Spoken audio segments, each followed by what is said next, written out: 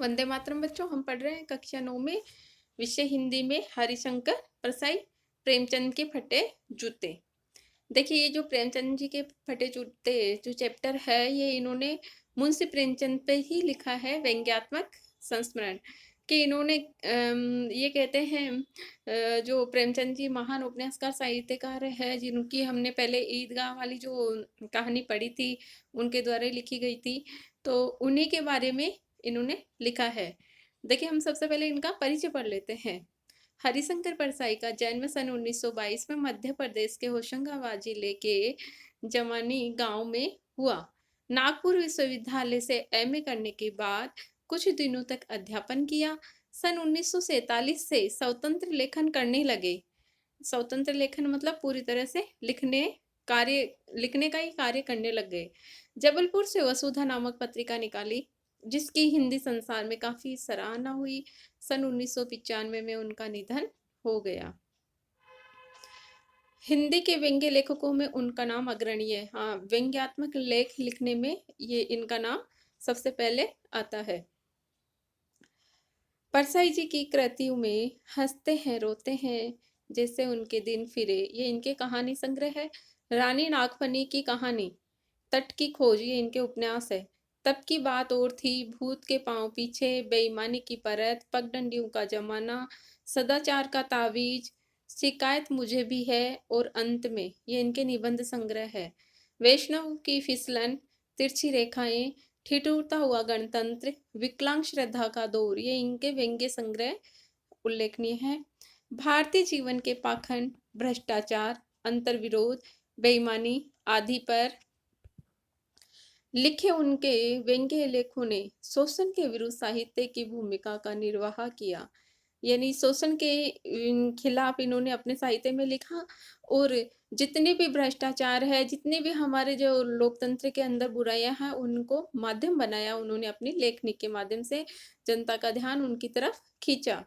उनका व्यंग्य लेखन परिवर्तन की चेतना पैदा करता है। हाँ, इनके द्वारा जो लिखे हुए जो लेख है, वो व्यंग्यात्मक है। व्यंग्यात्मक जानते हो, जैसे टॉन्टिंग लैंग्वेज में कहना कि अगले को समझ में भी आ जाए और वो बुरा भी नहीं माने। ऐसी ऐसी भाषा जो हंसते हंसते हुए अपनी बात कह देना, वो था इनका व्यंग्यात्मक लेखन।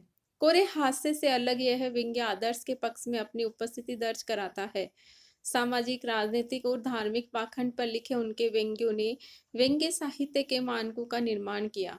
परसाई जी बोलचाल की सामान्य भाषा का प्रयोग करते हैं, किंतु संरचना के अनूठेपन के कारण उनकी भाषा की मारक क्षमता बहुत बढ़ जाती है।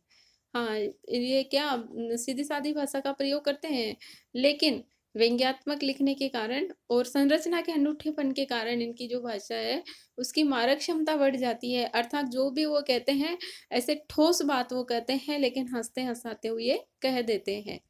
प्रेमचंद के फटे जूते शीर्षक निबंध में परसाई जी ने प्रेमचंद के व्यक्तित्व की सादगी के साथ एक रचनाकार के अंतर्भेदी सामाजिक दृष्टि का विवेचन करते हुए आज की दिखावे की प्रवृत्ति एवं अवसरवादिता पर व्यंग्य किया है। यानी इस पाठ के अंदर प्रेमचंद जी के जो जीवन, उनके व्यक्तित्व का तो वर्णन इन्होंने किया ही है। कितने सादा जीवन उन्होंने जिया, कितना सरल जीवन उन्होंने जिया, उसका वर्णन करते हुए एक रचनाकार की, एक लेखक की जो आंतरिक दशा क्या होती है उनकी, उसके मन में, उसके हृदय में क्या दुख होता है, और हमारे समाज में जो दिखावा है, जो अवसरवादिता है, उसके ऊपर इन्होंने इस पाठ के माध्यम से व्यंग्य कसा है कि हम जो जीवन शैली जी रहे हैं वो सिर्फ दिखावे की है। वो जीवन शैली प्रेमचंद जी कभी नहीं जिए। वो जैसा थे वैसा ही लोगों के सामने दिखाई देते थे। किसी प्रकार का बनावटीपन उनके अंदर नहीं था। अब देखिए, पाठ शुरू होता है। प्रेमचंद का एक चित्र मेरे सामने है। कौन कर रहे हैं? हरिशंकर परसाई जी। कि चित्र यानी फोटो, कि एक फोटो मेरे सामने है, पत्नी के साथ फोटो खिंचा रहे हैं। उस चित्र में वो अपनी पत्नी के साथ है। सिर पर किसी मोटे कपड़े की टोपी, कुर्ता और धोती पहने हैं। हाँ, कुर्ता धोती ही प्रेमचंद जी पहनते थे, वैसा ही जैसा वो अक्सर लिबास पहनते थे, उसी लिबास में उन्होंने फोटो खिंचवाई। कनपट्टी चिपकी है, गालों की हड्डियां उभर आई है, पर घनी मूछे, चेहरे को भरा-भरा बतलाती है। हाँ, कनपट्टी चिपकी है, यानी कान है वो उनके चिपके हुए हैं सिर से। गालों की हड्डियाँ उभरी हुई है, अर्थात उनके गाल भी चिपके हुए हैं और हड्डियाँ दिख रही है। पर घनी मूंछें चेहरे को भरा-भरा बतलाती है, लेकिन उनके चेहरे पर घनी-घनी मूंछें हैं, जो इससे लग रहा है कि हाँ, चेहरा बिल्कुल भरा हुआ है, वो पतले-दुबले नहीं है।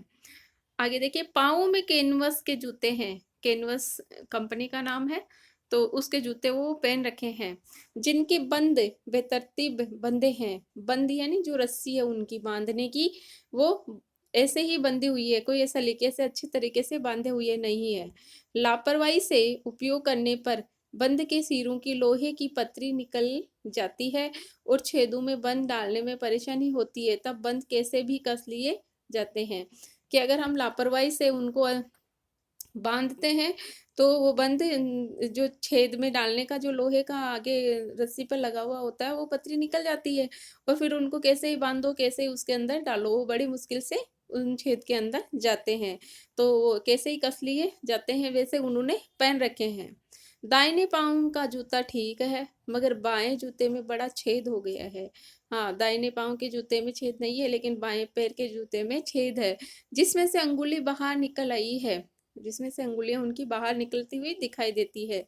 मेरी दृष्टि इस जूते पर अटक गई। सोचता हूँ फोटो खिंचाने की, अगर यह पोशाक है तो पहनने की कैसी होगी। वो सोचते हैं, आज की जीवन शैली को देखते हुए हरिशंकर प्रसाद जी कह रहे हैं कि हम फोटो जब खिंचाते हैं तो बड़े सज धज के पूरा मेकअप करके फोटो खिंचाते हैं। तो जब प्रेमचंद जी अपनी फोटो में इस तरह के पोशाक पहन के वो फोटो खिंचा रहे हैं, तो वो पहनते कैसे होंगे आज के अनुसार, आज की दिखावटी समाज के अनुसार, तो फिर उनके पहनने की पोशाक तो और भी ऐसी होगी, तो पहनने की कैसी होगी, इसलिए उनके मन में भी आया। लेकिन नहीं, ऐसा नहीं है, वो जैसा थे, जिस तरह रहते थे, वैसे ही वो फोटो खिंचवा लेते थे। नहीं, इस आदमी की अलग अलग पोशाकें नहीं होंगी। उन्होंने कहा कि नहीं नहीं, इनकी अलग अलग पोशाकें नहीं होंगी, इसमें पोशाकें बदलने का गुण नहीं है, यह जैसा है वैसा ही फोटो में खींच जाता है। मैं चेहरे की तरफ देखता हूँ। क्या तुम्हें मालूम है, मेरे साहित्यिक पुरखे, कि तुम्हारा जूता फट गया है और अंगुली बाहर दिख रही है? क्या तुम्हें इसका जरा भी एहसास नहीं है? कौन? प्रेमचंद जी की फोटो के चेहरे की तरफ वो देख रहे हैं, हरिशंकर परसाई जी, और वो उनसे पूछ रहे हैं, क्या तुम्हें पता है, साहित्यिक पुरखे, कि मेरे साहित्य के लिखने वाले तुम्हें पता है कि तुम्हारा जूता फटा हुआ है, अंगुली बाहर निकल रही है? क्या तुम्हें जरा भी इसका एहसास है? जरा लज्जा, संकोच या झेप नहीं है? क्या तुम इतना भी नहीं जानते कि धोती को थोड़ा नीचे खींच लेने से अंगुली ढक सकती है?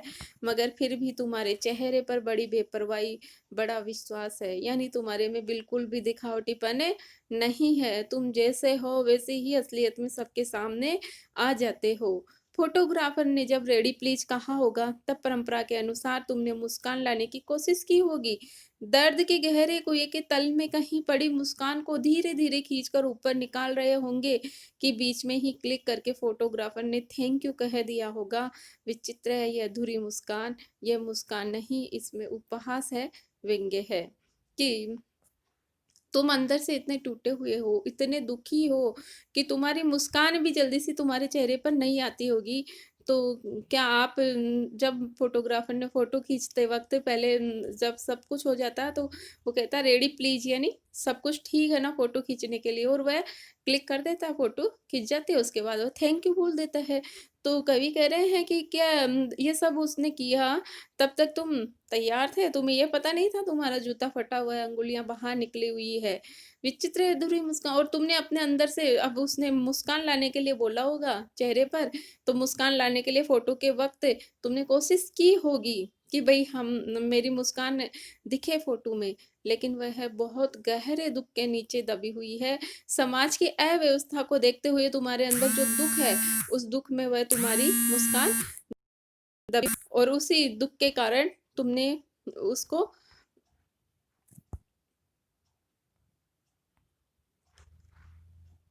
उस मुस्कान को सबके सामने प्रकट नहीं किया होगा।